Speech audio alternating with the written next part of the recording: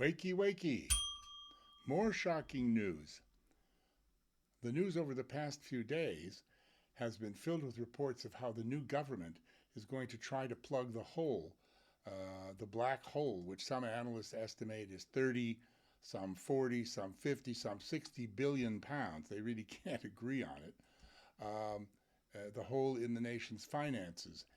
All the analysts admit that the hole was 70 billion pounds more or less following Apocaliznow and Kamekwasi's recent disastrous mini budget, but that deficit figure has dropped since the international financial markets stopped dumping Britain as an investment following that budget. So the question is there really a hole? Apart from how big is there really a hole? And many experts are saying that there is not, because the situation is that we are grossly overpaying, they say, for our electricity.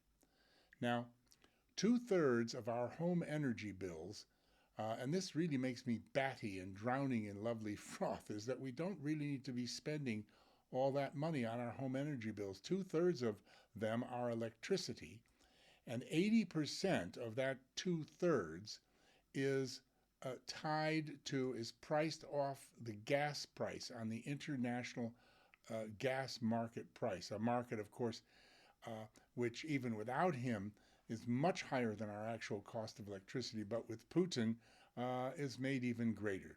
They say we're paying something like 50 billion more for this dislocation, and therefore there isn't really a hole to fill, and the government raising taxes on us and cutting public services in order to pay for that is just insane. That is the view of these experts. Now, the government has been told many times, Boris said it in June, Ofgem, the regulator, has made this point. John Penrose, the MP who invented the energy price cap, which, by the way, he says is now unfit for purpose. John Penrose has been advocating this for a long time, but successive governments just aren't listening for some reason. We are still paying for our electricity at the prices of the international gas market based on practices, conventions that were adopted in the 80s when those industries were nationalized. So gigantic sums of money are being paid out needlessly, and now we're going to have increased taxes and decreased services to fill a black hole which doesn't exist. We wouldn't have any hole to fill if the price of electricity was decoupled or uncoupled, as they say, from the price of gas. Simples, very simples. So we must listen to people like Mr. Penrose, but the government just doesn't want to listen, and this has been going on forever, for a long time. Is anybody going to do anything about this complete insanity, I wonder?